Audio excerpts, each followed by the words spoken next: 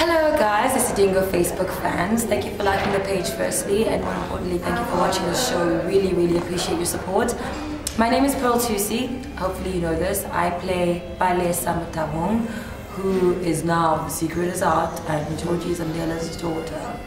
I'm actually eating a strepsil because my throat's really sore, so please excuse me. I've got a couple of questions here that were posted by people on Facebook, fans on Facebook, and I'm going to answer some of them now. There's about 1, 2, 3, 4, 5, 6, 7, 8 questions that I'm going to answer. Let's hope they edit them all in. So the first question is from Thusi. I hope I pronounced it correctly. And he says, Pearl, besides acting, what else do you do for a living? I thought that was like, well, I'm infamous, but famous, whatever you want to call it. I don't work here alone, so you'll hear funny sounds now and again, but I present, I model, and I act. I started off presenting and modeling because it was more accessible and it embraced me first, so I did it because we need to pay the bills, and I found it interesting, and it helped me grow a lot in terms of my persona, my brand, and understanding different dimensions of people. Like when I interview people, or when I watch interviews, or when I'm interviewing, understanding different dimensions of people when you ask them certain questions, how they shift gears, how they change, how they accelerate, how they break. So it was very interesting for me to learn those skills. And then with modeling, I always call modeling acting and static. I do find a character for my modeling work and kind of, you know, impose myself as that character and just be like, okay, this is who I am at this moment, but just for a click at a time instead of a reel at a time, which is acting. So that's what I do. I'm also somebody's mother. I run a modeling agency called Ayana Africa, which, because I'm so busy, is busy being run by my 2 partners, David Kau and Zinga Kunta at the moment. So that's what I do. Cool, thank you Thusi for the question. Next is Thandiwe Khemendlini. Yeah, Khemendlini. What inspires her to continue doing what she does? I always say the things you love doing the most are things you don't need to be motivated to wake up for in the morning. Well, unless you slept at 12 doing live and you need to wake up at 3:30 to go do a radio show. But you're pre-inspired to do those things. Nobody has to convince you to want to do them. Nobody has to ask you. I mean, my daughter inspires me a lot to work harder. And to stay confident and positive when I personally am feeling down. But I never question the fact that I want to do the work and that I want to wake up for it and that I want to be there when it happens. I can't question. So I don't need motivation as such.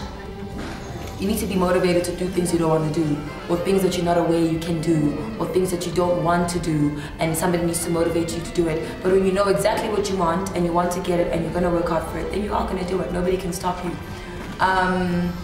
So the reason I continue doing what I do, as a final point, I believe God has blessed me with these gifts, and my gift back to Him is to make sure that I bless other people with it. And that's exactly what I'm going to do. And I believe in myself. I have to pay bills. My daughter is growing up. I can't be wasting time. So there's a lot of different aspects of my life that inspire me to do what I do. And the happiness that it brings to me, and also the happiness in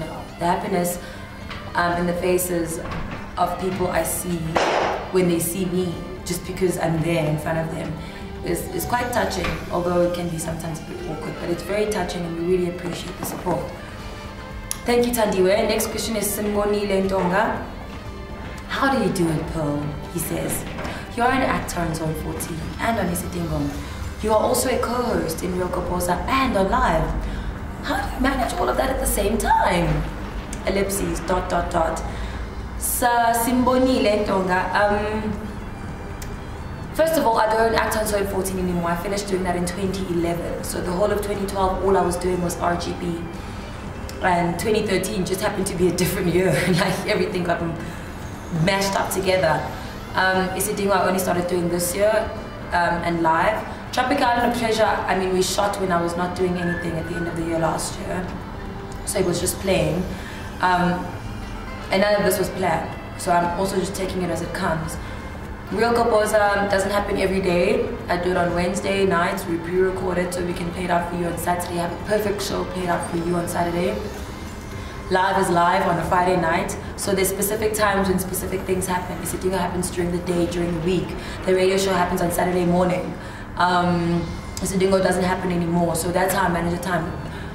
Sometimes you know things are going to happen months in advance, so you plan for them in advance. It's really difficult because I do get tired, but like I said, when you love doing what you are doing, when you're doing what you love, it's hard to recognize that you're tired. You just feel confused and tired, but you don't feel like you don't want to do this anymore. You just try and keep on going.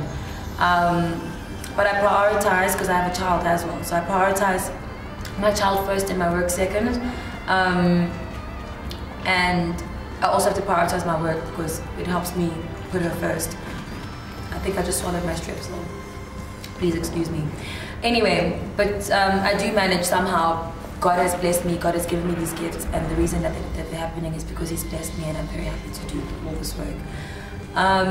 Clint, thank you, Simonina, by the way. Clint Vragon, where do you see yourself in 5 or 10 years' time? I'd like to ask God where He sees me, because that's exactly where I want to see myself. Because I think we dream much smaller than what God dreams for us as His children, as young people. But where I see myself, hopefully in line with His goal for me, is, you know, holding a young Oscar, owning a couple of houses around the world, owning an island. There's an island out there called Pearl's Island. I need to own that island. I don't know. I just take it as it comes. I like surprises. I love God surprising me. I never planned any of what happened this year. Nothing. I just planned to have a really great year. That's what I asked for, and I got it, and I'm really, really grateful. Then it's Teresa Almadao. Thank you, Clint. Teresa Almadao, how did you get the role in Isidingo? I came in for a meeting / audition, and had a really good audition / meeting. And a couple of weeks, months later, I was phoned and told that I got the role. Came in for one last meeting to make sure everything's in order, and then came and did the role. Very exciting stuff. That's how I got the role in Isidingo and pretty much everywhere else. Thank you, Teresa. Chikondi Shimkoka, what things would you do if you only had one day to live? I have no idea. I've never thought of myself having one day to live. I tried and spend it somehow with all the people I love, all in the same place, in the most amazing place, at the same time, doing something amazing that we are all enjoying. I don't know what it is, and I hope I never have to plan for that day, actually. Previous question, Teresa, how did you get the role of Isidingo? You know, what I haven't mentioned is because this question is kind of awkward, but this role and this opportunity was something I actually had let go of. It was a dream I wanted to happen between 7 and 8 years ago, and I cannot believe that it's happened, and I'm so amazed by what God can do in your life when you least expect it. Nothing is impossible. I really thought it was impossible for me to get a role here, let alone work here. So I was beyond excited and happy to be here. So I think they also saw the excitement and passion that I was ready to come with, and that also probably assisted me getting the role. But this was one of my dream jobs. The 2 dream jobs I had of acting in South Africa, I've achieved. So now we need to step it up, don't we? Okay, now I'm going on to Kifilwe Kelly Sherry Speakson. There you go. What does it take to be a good actress like you? I just read a quote actually this morning by Meryl Streep saying that something along the lines of basically the art of a great actress lies within empathy. And if you don't know the word, empathy means feeling for others. So you need to be a really empathetic person. You may be playing the worst character in the world, but you need to love and believe in them and appreciate them and treat them as people who deserve to be played as accurately and as best as possible, which is really, really important because people can sometimes see through it. You basically don't have to act. You must be as much as you can, which is something I'm learning. I've got moments where I'm like, that wasn't really good enough, so I must try better the next time. And a lot of people don't think I'm a good actress, and I think I'm blessed to know that I'm my own worst critic. By the time I get tweets and Facebooks and messages that I suck or whatever, I've probably told myself that 500 times in the mirror, and then had to tell myself 1,000 times that I can do better. So as much as I chastise myself when I feel like my work wasn't good enough, I will work double as better to make sure that next time it's better, because people don't deserve crap work on any level. And then Liu Ann Profi. Thank you, by the way, Kifula, for the question.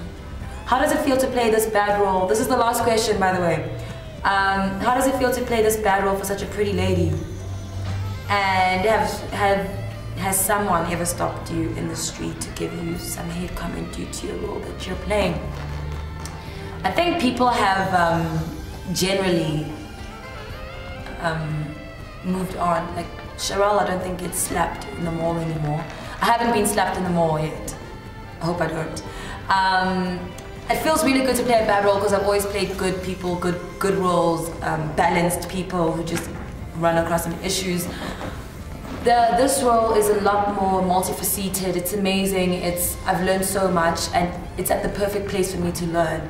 I think Isidingo for any actor is the best place to learn how to play your character well, because you play it often, like almost every day. So every day you're presented even more. Maybe they even end up merging, which you need to avoid.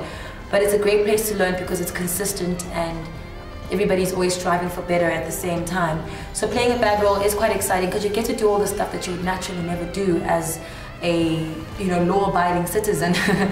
But yeah, I get very excited when I read the script, when I read the lines, because it's things that I would naturally never do. So it's a lot more challenging for me, which is really, really exciting. I don't get hate comments about my work. Actually, people are like, they really hate my character, which means they really appreciate my work, which they acknowledge, which is awesome. I'm really happy with my work. I haven't met somebody specifically who told me they didn't like my work face to face. A lot of people had, a lot of tweets to tweet about that, but they didn't say it in front of my face, so I can't really take them that seriously. But I'm really happy, which is what matters the most. See. Anyway, thank you guys for the questions. I hope that I answered them as well and elaborately as possible. I tried. I'm sure the cameraman wants to die. Thank you so much again for supporting the show. We, as the cast, the crew, and all members who put the show together, really appreciate it. Without you, the show is nothing. And I hope that you are looking after yourselves and see it after 7 on SABC3 on weekdays. Mwah. Love you and don't stop watching. Go.